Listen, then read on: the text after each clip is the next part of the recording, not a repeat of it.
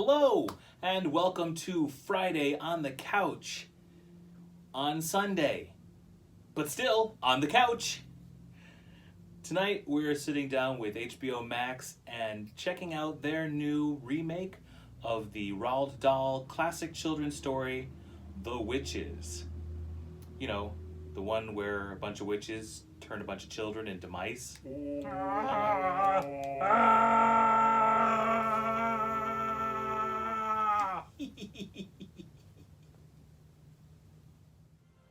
If you know the name of the movie you'd like to see, press 1 now. For a list of movies in your area, press 2 now. To get reviews from Friday on the Couch, press 3 now. In a world with unlimited choices, but limited time, 3 friends have come thumbs in hand to show the way. Have a seat, kick off your shoes, and join them for Friday on the Couch. Rather than successes, some assembly required. Do not tread the snow.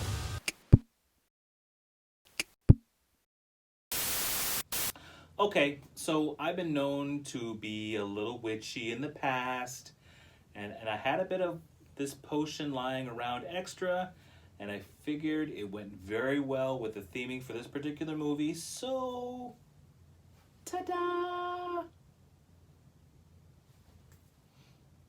Aren't you guys cute? Don't worry, I'll turn you back. Anyway, on with the movie. I'll tell you right off the bat, I have never been a real big fan of the original movie. Something always seemed off with it for me. I can't really put my finger on why, but to me it seemed to be very shallow, and there was no real personal stakes or reason to care for the fate of the characters. This version tries to change that right away by introducing us to the main character, who has no name given in the film for some reason. Believe it or not, I was once a young boy. A boy with a mother and a father. I'm sure he has a name, they just don't give it.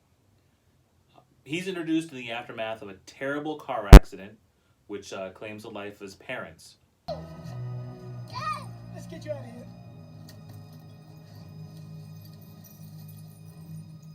This is also what happens in the book, so they're keeping closer to that. And as far as heartstrings go, this is a pretty solid opening to get you to care for the character. He's taken in by his grandmother, also no name given. You'll be comfy here. In your mama's old room. She nurses his fragile psyche back to health with a combination of cornbread and a pet mouse named Daisy. Just in time, really, to discover that he's being stalked by a witch.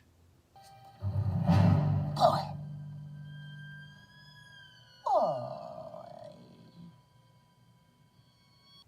Now, Grandma knows all about witches, having had a childhood friend turn into a chicken by one when she was a girl.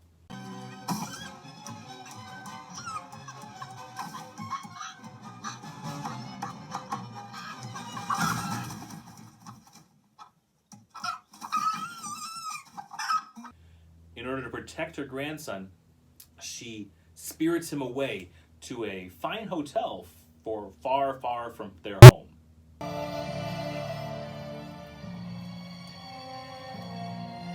But as bad luck would have it, this is the very hotel where the witches are meeting to have one of their yearly seminars with the Grand High Witch.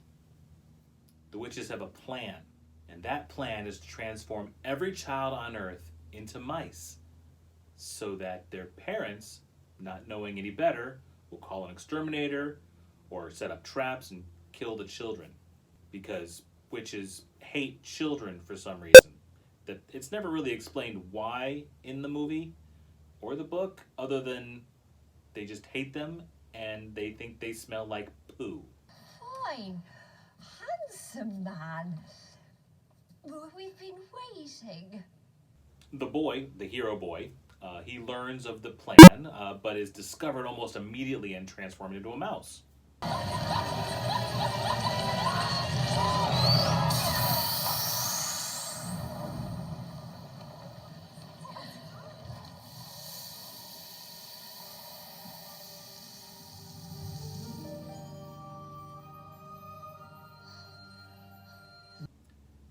He escapes, but the rest of the movie is him and his grandma and a couple of other former children, now turned mice, running around the hotel trying to foil the Grand Witch's plan.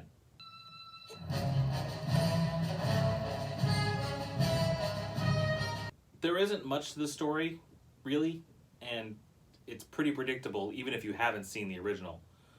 Performance-wise, Octavia Spencer plays Grandma and is passable at playing the sweet old grandma type, but I don't think she felt comfortable in the role. At least her acting seemed all over the place. One moment she seemed very into the scene, but in the next it seemed like she was doing a line reading as directed by someone else. I've never seen that from her. Another casting miss was Kristen Chenoweth as Lucy, the pet mouse, who coincidentally turns out to be a transformed little girl. It's standard evil witch procedure. Wait, you were a kid too? A girl. Do I look like a baby goat to you? I do not understand this casting. I mean, the other two children voicing the other two mice are actual child actors. Why they'd cast an adult, regardless of how childlike her voice sounds, is beyond me. It's not really a big deal, but every time she spoke in the film, I was pulled right into focusing on her voice and accent rather than on the action and the scene. So that's pretty bad, really. Anne Hathaway has some very fun moments as the Grand High Witch, but I'm not sure if I can rate her as superior to Angelica Houston in the original version of this, who played the role with a very serious demeanor and intention, while Anne plays it more broad and comedic, often mugging for the camera.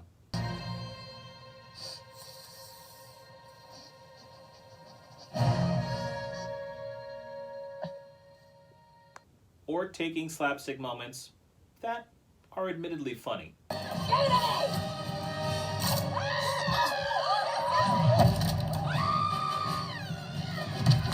And the final name to discuss is Stanley Tucci, who is fantastic as the pompous, bootlicking, officious hotel manager. Yes, madam. I'm sorry. My mistake. I'm sorry. Luther! Would you please show this lady to our finest table? He's very fun, particularly to me, since I know people just like that from my experience in the hotel industry. The movie takes place in 1968, going into 1969, but the time period really could be any time. There are only a couple of moments that indicate the period by virtue of race relations. They're subtle moments, and you'd miss them if you aren't really thinking about it. Well, you just gonna stand there and stare at me all day? Can I help you? You can unload this car while I check into this hotel. Yes, ma'am. Here's the key. Oh, and No. You keep your money, ma'am. And enjoy yourself. I think I will. But if you are, they jump out pretty obviously. And aren't you a lucky fella? Hmm? It's not every day that a young gentleman such as yourself is fortunate to come and stay in such a fine hotel as this now, is it? Not that there's an agenda overtly being pressed, just a moment of reflection on the time that this takes place in. So what's the deal? How can you feel about this story? Well, first off, let's take a step back and think about the reception this story would get if you change the title from The Witches to The Baptists, for example. A story about how all Baptists are secretly demonic creatures determined to kill all children and covertly hiding among us. There'd be some uproar, right? People would be shouting from the ramparts and calling for boycotts and screaming about religious persecution. Well, Wicca is a religion, and Wiccans are people. But unlike others, they tend to be very forgiving when depictions of their religion show up in film and television. Sometimes film and television even get some things right. Modern witches tend to just roll with it because they know fairy tale witches aren't them, and they don't like to draw attention due to past persecution. Many enjoy the fiction as much as everyone else, but we all need to keep in mind that despite fairy tales and movies, witches do exist, and they are not inherently evil. They're just like everyone else and can be good or bad. I wish this movie had left room for that distinction as the original film did. In the original one of the evil witches turns on the Grand High Witch, becoming good and helping save the day. But of course, the book doesn't do that or say that, and Roald Dahl famously tore apart the other movie version, for straying so far from his text. And it's no surprise that this version sticks very, very close with the Dahl family as producing partners. And Dahl did have issues with minorities, describing himself as anti-Israel and having anti-Semitic tendencies in pursuit of that ideology. Plus, there's a whole bunch of scholarship analyzing Oompa Loompas as racist analog for black people. Shrug. Let's talk about design. I think the design is very interesting, particularly the great VFX work to make the witches in their grotesque form. The witches have 3 talon-like fingers, resembling something more like a chicken foot than a hand. They have square feet with no toes, except the Grand High Witch, who seems to be unique in having a velociraptor-like claw.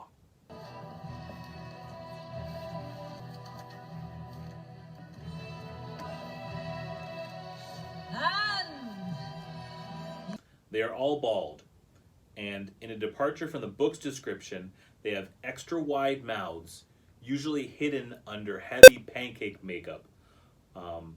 At least that's how Grandma describes it. You'll notice the corners of her mouth is elongated. Stretch it almost up to the ears. And that's usually hidden with pancake makeup.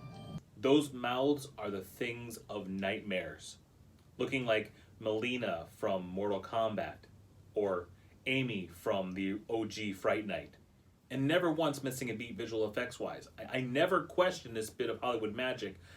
That's how seamless it was.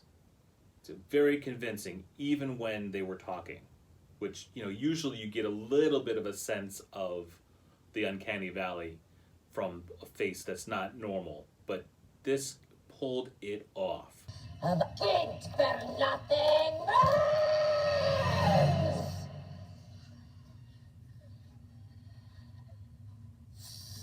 This morning. So I guess I should move on with the review now. What did you think, guys? The head witch was from Norway, and it was nice to hear the accent of home, but there were times she sounded German. Do I sound German sometimes? Maybe a little. Oh, okay. Well, I thought it was okay. I give it 1 thumb. Okay. Doc? Are you gonna change us back? You'll get turned back after you give your review. As long as you promise to change us back. Or at least me back. If you want to leave the bear as he is, I'm good with that. Aw, but you're so cute that way. Don't start. I thought this had some scariness, and it kept itself moving along, and you're right, the visual effects were excellent. But it did seem a bit hollow, and I thought Anne Hathaway was too goofy for the role. Nowhere near the presence of Angelica Houston. You're in for a treat. Hathaway is still too much of an ingenue to carry the kind of villainous gravitas. Ooh, gravitas. Good word. I've been hanging around with you too much. I give it 1 thumb as well. Okay.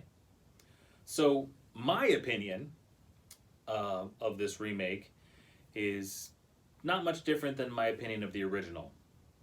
I feel it's superior in some ways, but there's still something missing. For having Robert Zemeckis and this A-list cast and all the special effects, it still feels too much like a made-for-TV movie, which I guess it is when you really get down to it. But I do expect better from HBO because of all the great stuff that they've produced in the past. This is more like made-for-TV by TNT. As a matter of fact, that really is close to accurate. This had the same kind of empty calorie feeling I get from watching something like The Librarians.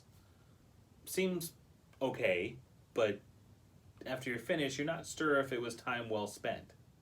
But it's a pandemic and, we all have lots of time on our hands.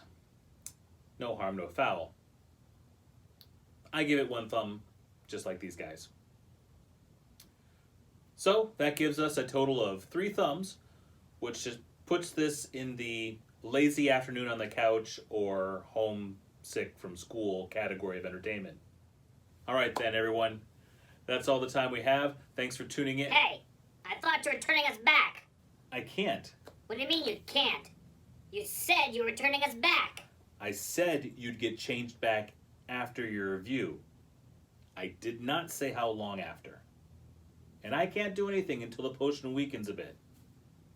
Basically, it has to wear off on its own. That's bullshit. I'm out of here.